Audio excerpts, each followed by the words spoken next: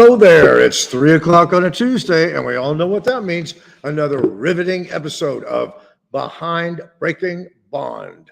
My usual partner in crime, Andy Kahn, is not here. He is in Austin. Joining me is Sydney. Introduce yourself, Sydney. Hi, I'm always glad to be here. I'm Sydney Zeiker. I'm the director of the Safe Community Institute here at Crime Stoppers. And I think that intro gets longer every time. I do too. I really think it does. It goes from like 30 seconds to 2 minutes. Yes, and you're just sitting here. Mm-hmm. You all Crime Stoppers has been really kind of focusing a lot on tracking crime, tracking statistics. Tell me about that. Yes, so we launched our research center last year. And since then, we've really tried to hone in on simple, easy to understand statistics. So each month we look at what does the crime look like in our county and kind of the greater Houston area. And so this year, right now, we're looking at honestly a little bit of a decline. This is really good news. Go over some of this for us, Sydney. So I like to compare apples to apples. That's just how my brain works. Sure. So I like to look at January and February of this year and compare it to January and February of last year and the year before and so on and so forth. So if we are looking at homicide numbers in our county, so we're clear, that means I'm looking at numbers that are reported by HPD, by the Sheriff's Office, by Baytown PD, and by Pasadena PD. Those are the parameters that we've... All the ones in Harris County. Yes, Harris County. So we, this year, have seen a 31% decrease in January and February compared to 2021, and then a 43% decrease from last year. So we're seeing those numbers go down. Again, those are only the homicide numbers from January and February of each of those years, but that's significant. Yeah, it really is. That's kudos to everyone in this county that is working hard to get those numbers down. You know, as the community person here, that is my role. I am so glad to see everybody engage in that and see those numbers go down. Let's jump to aggravated assault, because I think that one's a little more straightforward. Right. So then if we look at ag assault, we have seen 3,001 thus far in January and February this year, which is a 25% decrease from last year and a 26% decrease if we look comparing 2023 to 2021. So that just shows, again, we're seeing a decent decrease of that.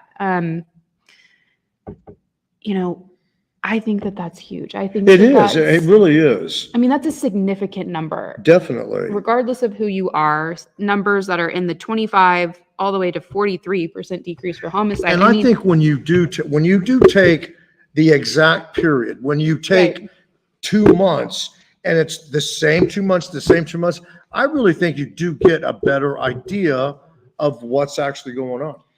I think so too. There's different contributing factors for every month of the year. You look at, the time of year, the holidays, our kids in or out of school, what's going on, and that can change things. So it's a little bit hard when you're trying to compare, if I'm saying, okay, what are we seeing thus far? And I can't project what's going to happen the rest of the year. Right. But if we're looking at just the exact same months, the exact same time of year. And even those years are,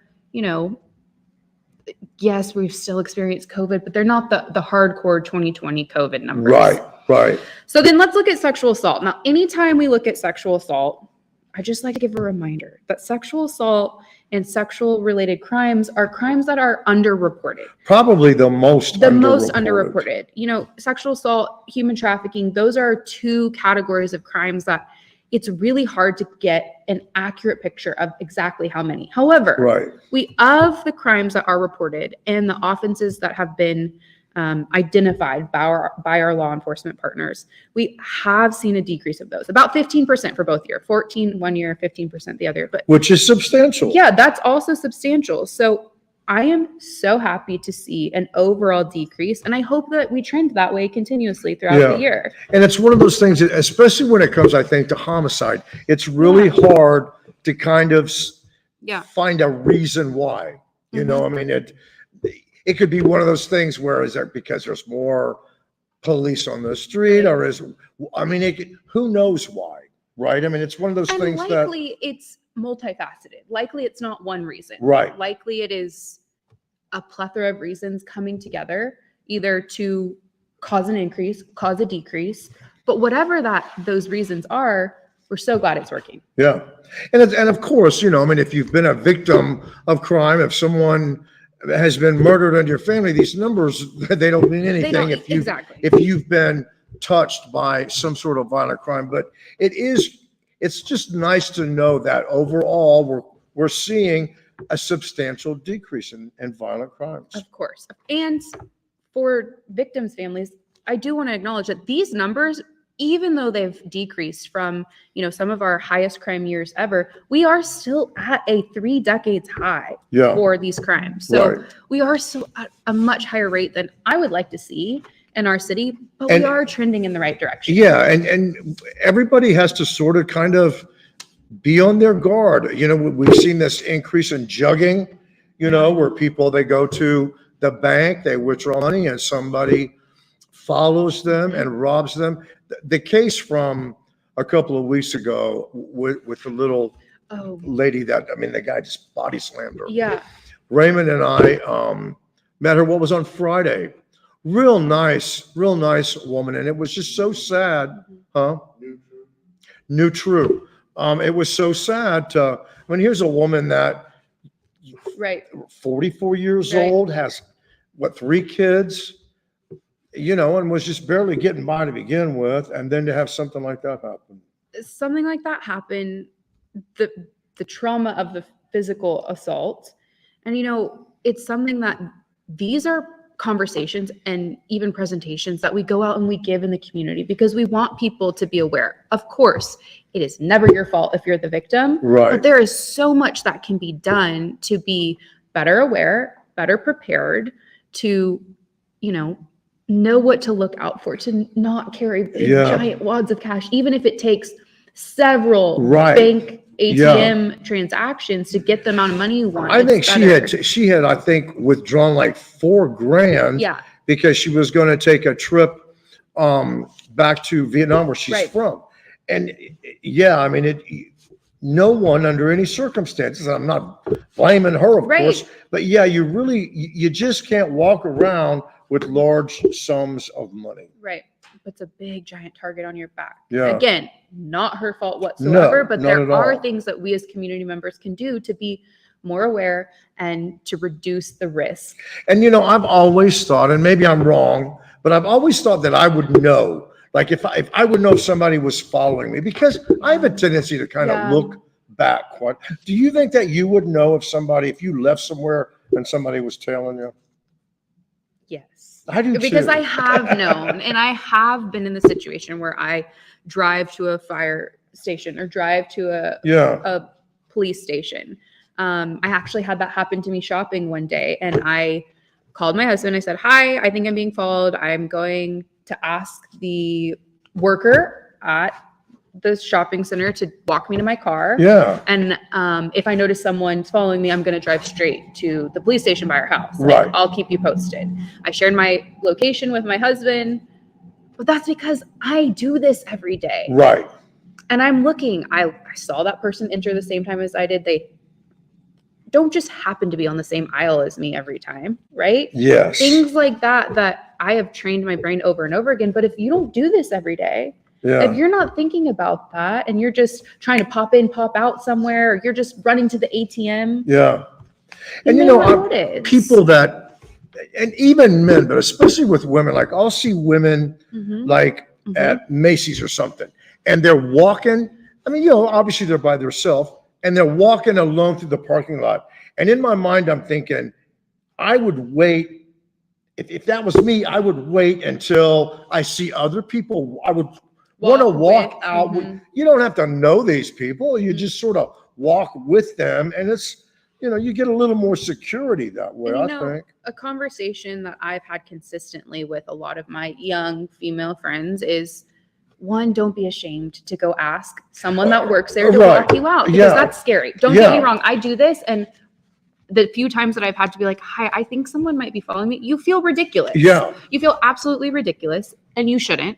And two, my young friends that have kids, you're already so distracted.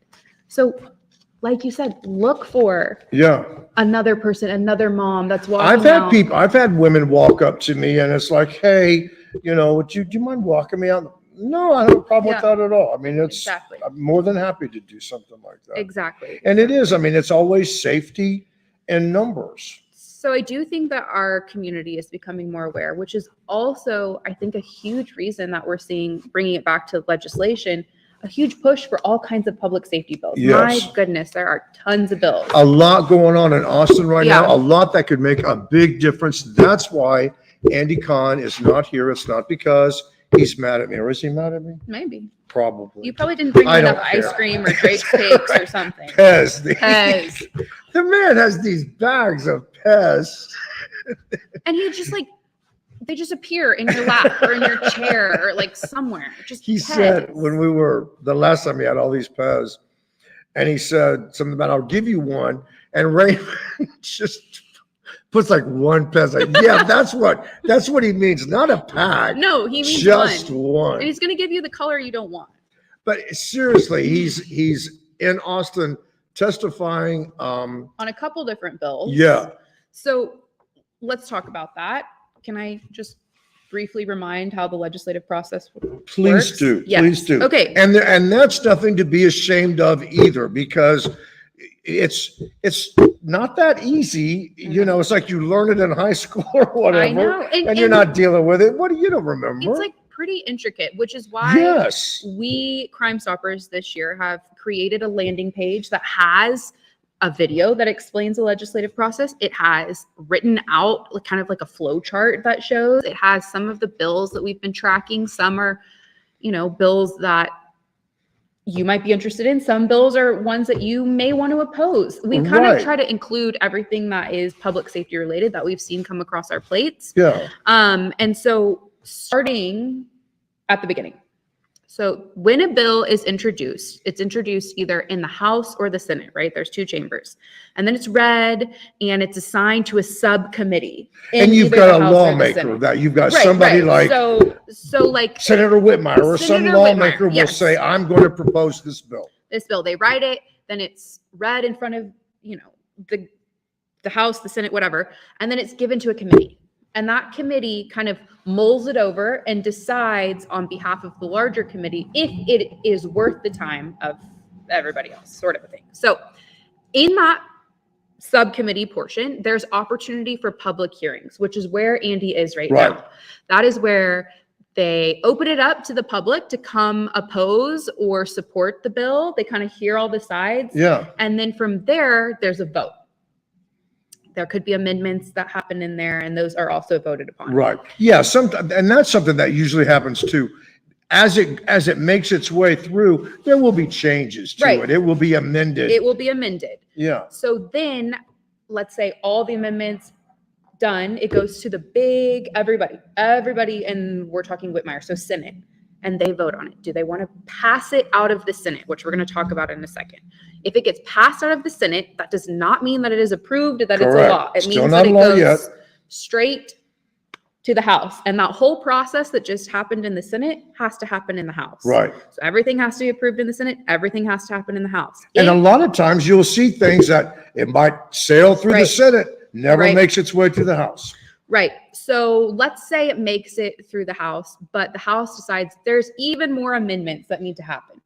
Then it has to go back to the Senate, and those amendments have to be approved. So the final version has to be approved by the House and the Senate. Right. And then it goes to the governor's desk. And the governor has to sign it. Or he can say, I don't think so. Yes, or veto it. If he signs it, at that point, there's a date that's written within the bill that says when that date or when that bill becomes effective. Yeah. Usually, like the session ends in May, the end of May, right? Most of the time, most of the things that will pass usually become law on September the 1st. Right. And there's all different stipulations, but basically it has to go all the way through both chambers, the House and the Senate, and then be signed off by the governor. I mean, it's sort of a difficult process, but keep in mind, all of us are involved from the get-go because we're voting on the state rep, the state senator that's going to Austin to change laws, and then we can let them know how we feel about it. Right. So the two of the bills that Andy is there to talk about or to testify on behalf of are a Senate bill by Whitmire, which would make a 10% minimum bond in the state of Texas. Oh, right. And personally, my own personal opinion, I think that would be great. Remember what we saw here in Harris County. Yes. Everybody just sort of, and there is no law that says you have to have 10% of the bond amount. Right. It was just always understood that that's how it worked. Well, as we started doing breaking bond, we were finding out that there were some bonding companies in town that they would put defendants on payment plans, or they would only require 3% of the bond amount. So this would make a statewide 10% minimum. Yes, in Harris County, we already have that as a mandate, but this would support that mandate with state law. Right. Now, something to keep in mind about this bill, which is SB 1151 by Senator Whitmire, is that it has a companion bill. So he's in the Senate, and it has a exact same bill that was authored by Representative Ann Johnson in the House. So sometimes that happens if it's something that like both chambers are interested in, and it kind of expedites the process. So right, I was going to say, the same thing at the same time. And we can't say for sure, but right now that one probably looks pretty good, don't you think? Yeah, so we'll see. So if it's a Senate hearing, a public Senate hearing, you have to be there in person to either oppose or deny. You can verbally oppose or deny. You can just sign in and say, hi, I'm Sydney, I'm for it, or hi, I'm Sydney, I'm against it. Yeah. But House bills, which the other one that Andy is there for. You have to physically be there, right? House bills, you can go online. You can do either. Senate, you have to be in person. Right. House bills, both. So the House bill that Andy is there for is HB 1577, and that's by Hull. And basically, that would give parole boards the discretion to delay future parole hearings for 1 to 5 years for second and third degree felonies. Things like strangulation, because your hands are not currently considered a deadly weapon in statute. So, and that's where it is now, right? If it's if I used a deadly weapon during the course of the crime, then, and you're the victim, you could go to the parole board and ask that my review be set off. Right. Correct? Right. So if someone who has, a second or third degree felony is denied parole, they must currently come back up for parole every single year. Which is rough for victims. Right. It's just kind of re-traumatizing every year. So this bill by Hull would allow the parole board just discretion. It doesn't have to be. Right. But you're not saying you have to do this. Right. To kind of say, hey, we reviewed this. It's a really egregious case. We're going to keep it off for 5 years, and we'll come back in 5 years or 2 years or 3 years or whatever. Andy has really pushed a lot for this one. Yes, he's tried this one for several years. Yeah. And again, we're not advocating, like, you can oppose or deny any of these if you choose to go. Yeah. It's you're not saying you have to do this. It's just you have more discretion now. Exactly. Now, there's 2 Senate bills that passed out of the Senate this week and have now moved to the House. One is that constitutional amendment that we've been talking on here for since last session. Which I would even think judges would like it. Don't you? Yeah. So as a reminder, it's SJR 44.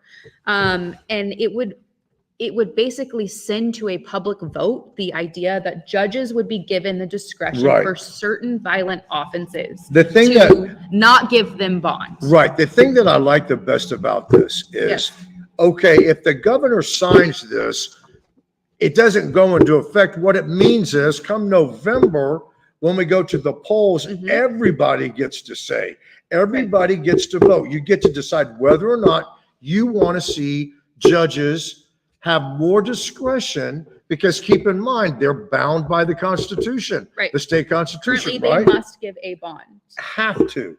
But if this passed and voters voted for it, then judges could look at someone and say, you know what, this defendant is extremely violent. They have a violent history. They're in here right now, accused of violent crimes. And because out of fear of the public's safety, I'm going to deny this person a bond, or I'm going to make it a very high bond. Right. Exactly. So again, that would just allow us as voters to decide if we want that amendment to our Texas Constitution made. Yes. If it passes by the governor, he signs off on it, and then it goes to the polls, and we say as Texans, no, we don't want it. It's then that's the end of it. We all get a say. Everybody gets a chance to have their voice heard. So then the other one that passed out of the Senate and is moving to the House is a bill that has to do with tampering of electronic monitors, so like ankle bracelets. It would make it illegal, a crime. Yeah, illegal, because currently it is not a right. crime. And I know Andy has pushed this a lot, and there are states that they make it up. I think there's only 8 states. 8 states? Mm-hmm. 8 states.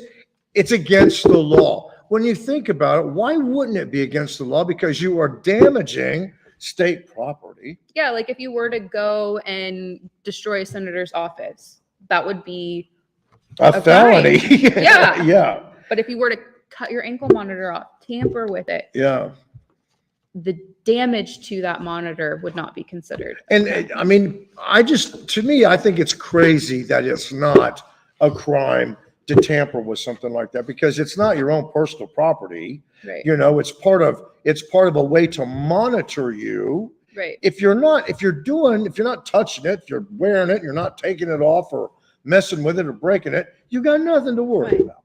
Exactly. So there are so many public safety bills. This is kind of like the hottest time for legislation right now. We'll see a lot happening. We'll see a lot changing, moving to the different stages through the legislative process, and we'll keep you updated. And remember too, everybody, we put state senators, state reps in office. Mm-hmm. We put them there, and the only way they're going to stay there is by listening to voters. And they do listen to voters. Shooting up. What's going on? Someone on my team asked me a question. I said yes. She's multitasking. Always multitasking. Find out who your state representative, state senator is. And you can do that on our webpage. I can't think off the top of my head what the exact address is, but if you Google Crime Stoppers of Houston legislation, that page will pop up that has all of these resources that I'm talking about right now. What do you do? Just put in your zip code or something? You put in your address and it will tell you who your legislators are. And again, no one should be embarrassed if they don't know that. Just find out who it is. Find out who your city council person is. Yes. Find out who your county commissioner is. I'll get contacted by people that, they want us to help them out in a situation. And I'll say, well, have you called your, they've got some sort of an issue with the city. Have you called your city council person? I don't know who that is. You need to, because a lot of times you can contact your city council person and your issue, your problem will be taken care of just like that. One of my friends from the dog park, they had water that was flooding into their street for days. Yeah. And she's like, I don't know what to do. I said, who's your council member? Like, did you call them? She said, no. Who is it? I said, let me look up your address. I said, oh, I know who that is. Called their chief of staff. It was fixed by the end of the day. And when you do have a situation, no matter who you're dealing with, the best thing about living in a world of emails is everything is documented. I think people forget sometimes that they'll say, well, I called Sydney and I told Sydney what my problem was. Well, there's no record of that. Right. What if you say, well, you never called me? Correct. I mean, it's like, it goes absolutely nowhere. It goes nowhere. So anytime you're dealing with any kind of a governmental agency or entity, or even a store, or whatever your issue is, instead of talking to somebody on the phone, send an email, send a text. You have an automatic paper trail of everything that happened. If you've got an issue that you're dealing with the city or the county, keep a log of, I talked to so-and-so on this date, and here's the email. Everybody deals with emails right now. We tell victims and even parents whose children have had some kind of victimization or even struggle at school or whatever, even if you call, because I get it, it is a lot of times more productive to call. Send that email that recaps everything and say, if you disagree or you have additions or edits to this, please let me know within 24 hours. I am so glad you brought that up, because I've told people the same thing. If, let's say that you're having an issue with a school issue, you know, your child is having a problem, they're being bullied or whatever, and you talk to the third grade teacher, Miss Johnson, on the phone, and you had a conversation. As soon as you're done, get her email address and shoot her an email. Per our conversation today at 3:10, you assured me that blah, blah, blah, blah, blah, blah, blah, and it's all written down. And anybody that's going to dispute it is going to dispute it right then. Right. If Miss Johnson don't know who the hell you are, you would think she'd be sending an email back saying, who is this? I didn't talk to you. You got to be crazy. Exactly. But yeah, we live in a society now that it's so easy to document everything that you can. And you're going to be so glad that you did if you run into an issue where somebody says, well, no, that didn't happen, or prove that we had this conversation, or prove that you complained about this situation on this particular So if day. you're going to contact your state rep, state senator, make sure you send that follow-up email. There you go. Hey, be sure to tune in to tonight's Fox 26 News at 9 for a Breaking Bond segment. This one is pretty interesting because it's a look back on the very first Breaking Bond that I did for 2023. And it got a lot of social media attention because it was about a defendant who was actually out on bond on had more than 30 bonds. Andy was shocked when he found this one. It was like, can you believe someone has 30 bonds?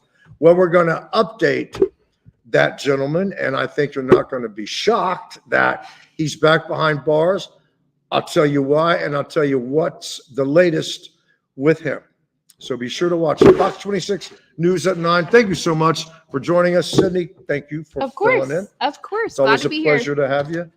Thank you so much for watching because you care about this particular situation. Be nice to yourself and everybody else. Bye.